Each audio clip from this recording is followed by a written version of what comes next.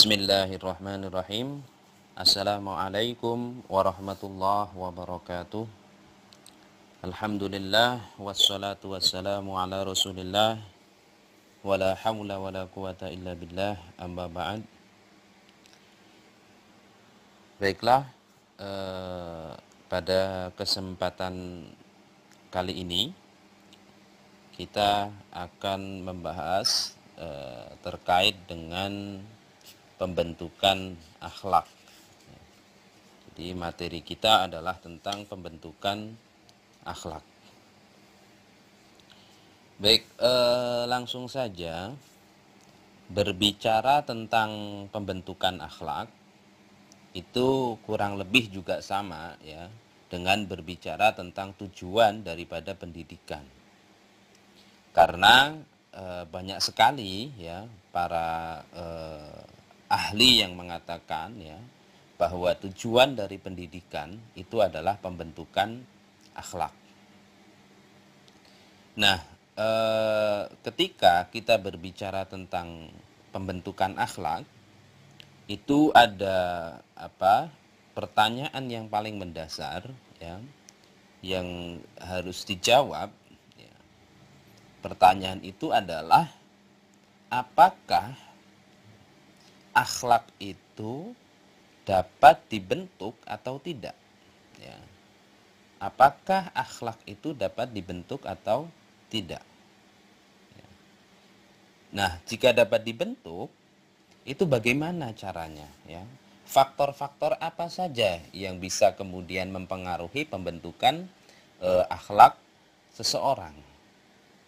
Nah, terkait dengan apakah akhlak itu bisa dibentuk atau tidak bisa dibentuk, itu terdapat dua pendapat ya. Terdapat dua pendapat menyangkut masalah ini ya. Menyangkut masalah apakah akhlak itu bisa dibentuk atau tidak. Nah, sebagian ahli mengatakan bahwa akhlak itu tidak perlu dibentuk ya. Jadi akhlak itu tidak perlu untuk dibentuk karena menurut mereka akhlak ya adalah insting ya. Insting yang dibawa oleh manusia sejak pertama kali lahir.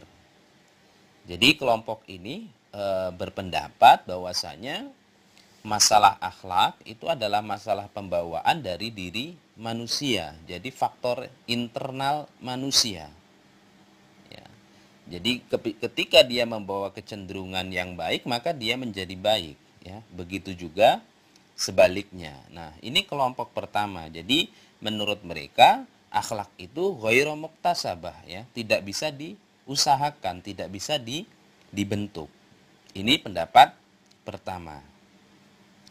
Nah, kemudian pendapat kedua itu mengatakan bahwa akhlak itu adalah hasil dari pendidikan, latihan, pembinaan dan juga perjuangan yang sungguh-sungguh.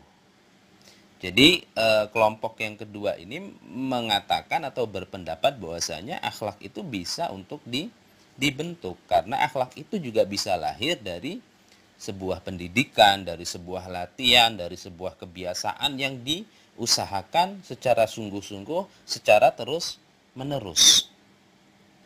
Nah, kelompok ini ya mengasumsikan bahwasanya akhlak itu sudah pasti bisa dirubah. Ya. Akhlak itu sudah pasti bisa dirubah. Akhlak itu sudah pasti bisa dibentuk.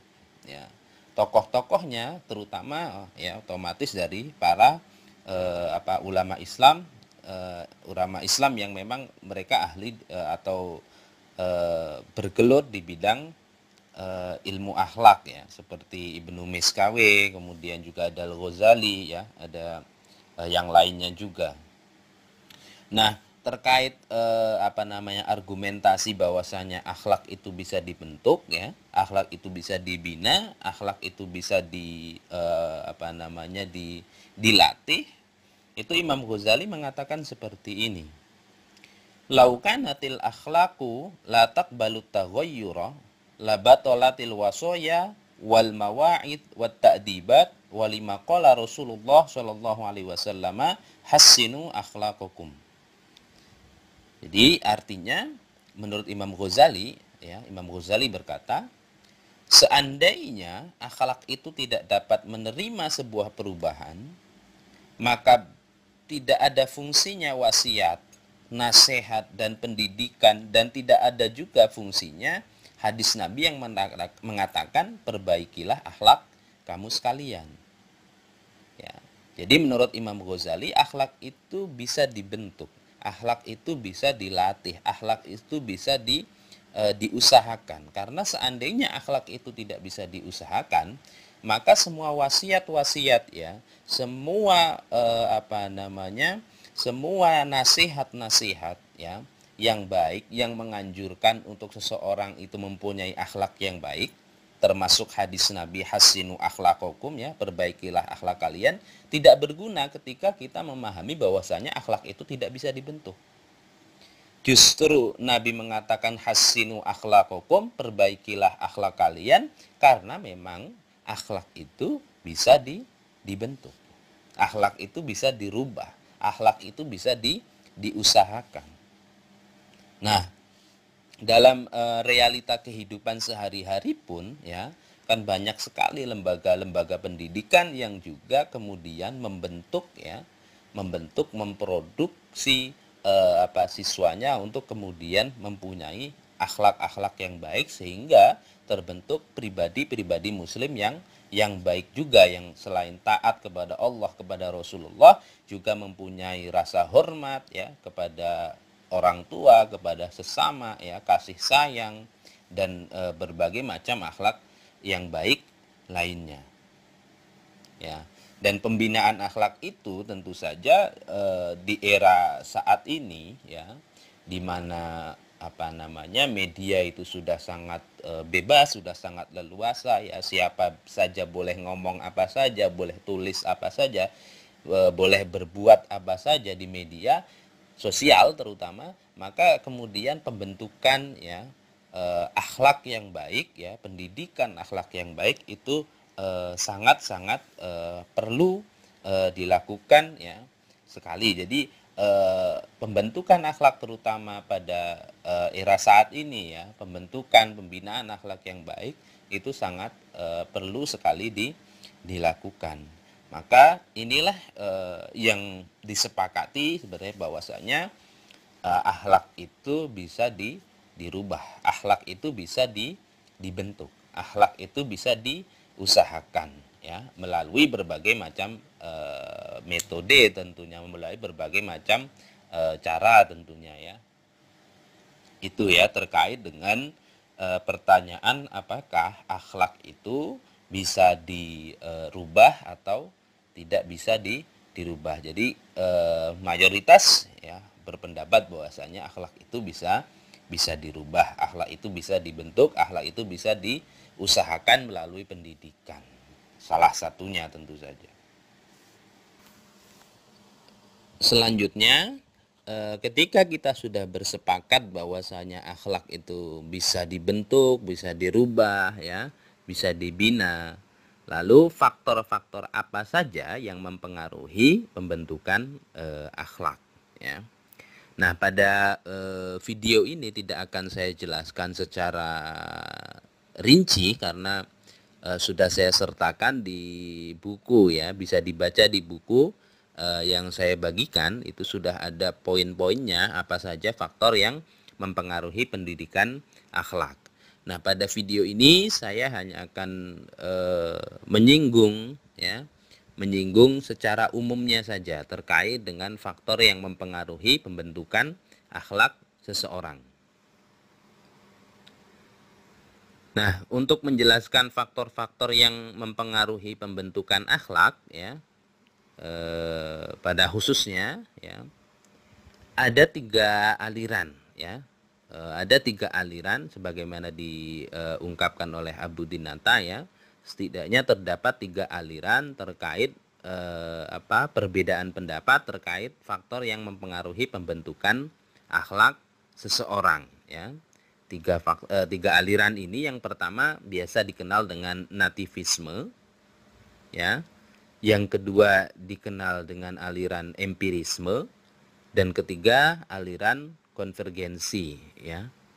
Nah, lalu apa pendapat mereka terkait dengan faktor-faktor yang mempengaruhi pembentukan akhlak? Nah, pertama, aliran nativisme, ya. Menurut kelompok ini, bahwa faktor yang paling berpengaruh terhadap pembentukan akhlak seseorang, terhadap pembentukan diri seseorang, itu adalah faktor pembawaan dari dalam yang bentuknya dapat berupa macam-macam, ya, kecenderungan, insting, dan lain sebagainya. Jadi menurut aliran nativisme, faktor yang paling berpengaruh terhadap pembentukan diri seseorang itu ya berasal dari dalam dirinya, ya.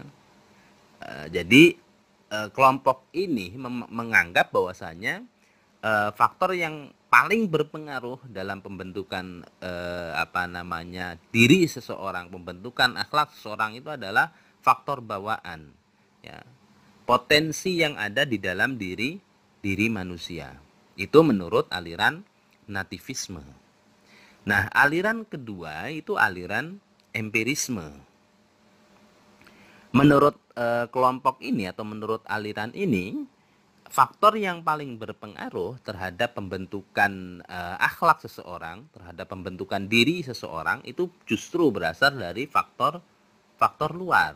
Nah, ini bertentangan atau berbeda dengan tadi, ya, dengan aliran nativisme yang mengatakan yang paling berpengaruh itu faktor bawaan.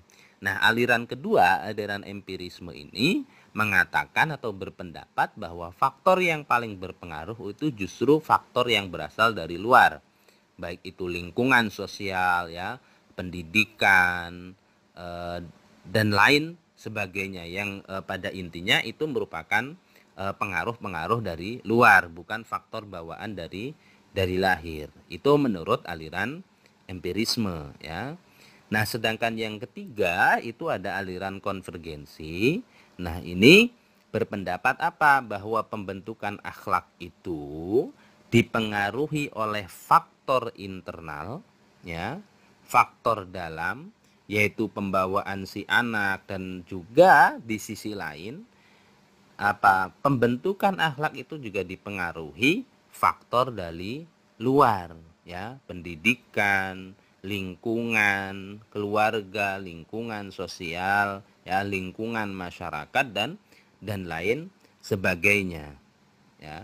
Menurut kelompok ini, fitrah, ya, yang ada di dalam diri manusia, ya, yang sifatnya bawaan itu akan kemudian bisa diarahkan kepada sesuatu yang lebih baik, ya, bisa dibina menjadi lebih baik lagi melalui berbagai macam metode yang sifatnya tentu saja ini masuk ke dalam kategori faktor yang berasal dari luar, ya.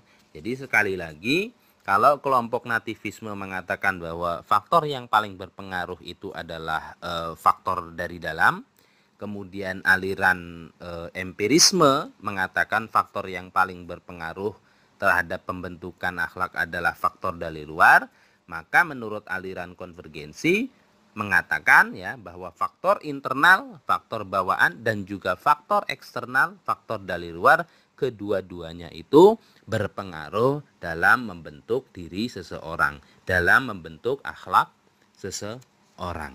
Nah, inilah aliran yang ketiga ini, ya, aliran konvergensi itu yang tampaknya juga sesuai dengan Islam, ya, karena banyak sekali ayat dan juga hadis yang berbicara tentang ini, ya. Salah satunya mungkin hadis yang juga mungkin pernah kalian dengar, ya. Nabi pernah mengatakan kullu mauludin yuladu alal fitrah fa abawahu yuhawidanihi au yunassiranihi au yumajjisanihi. Yang artinya kurang lebih setiap anak, ya, artinya kurang lebih setiap anak yang dilahirkan dalam keadaan membawa fitrah, ya. Nah, fitrah itu maka kemudian orang tuanya lah yang membentuk anak itu, mau jadi Yahudi, mau jadi Nasrani, mau jadi Majusi. Nah, hadis itu juga berarti kan menggambarkan bahwasanya akhlak itu bisa dibentuk selain karena faktor bawaan, juga dibentuk melalui faktor yang berasal dari luar, baik melalui pendidikan ya, baik itu lingkungan, baik itu kondisi keluarga dan lain sebagainya ya. Jadi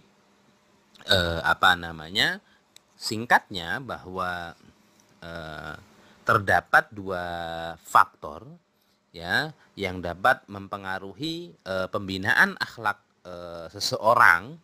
Yang pertama tentu saja faktor dalam ya, faktor internal yang berasal dari diri kita sendiri ya, baik itu ya tentu saja yang sifatnya adalah bawaan ya, alami ya, alami ya. Nah, kemudian yang kedua tentu saja faktor luar ya, baik itu pendidikan, baik itu lingkungan keluarga, lingkungan sekolah, lingkungan masyarakat ya, dan lain sebagainya. Jadi sekali lagi terdapat dua faktor yang mempengaruhi pembinaan akhlak anak ya, terutama akhlak seseorang, yaitu faktor dari dalam dan juga faktor dari luar. Nah, untuk poin-poinnya apa saja silahkan kemudian dibaca di buku yang sudah saya berikan kepada kalian ya. Di situ disebutkan ada insting ya, ada pendidikan, ada lingkungan dan lain sebagainya. Baik, itu saja yang bisa saya sampaikan dalam kesempatan ini. Wabillahi taufik wal hidayah, wallahul muwafiq ila aqwamit thoriq. Wassalamualaikum warahmatullahi wabarakatuh.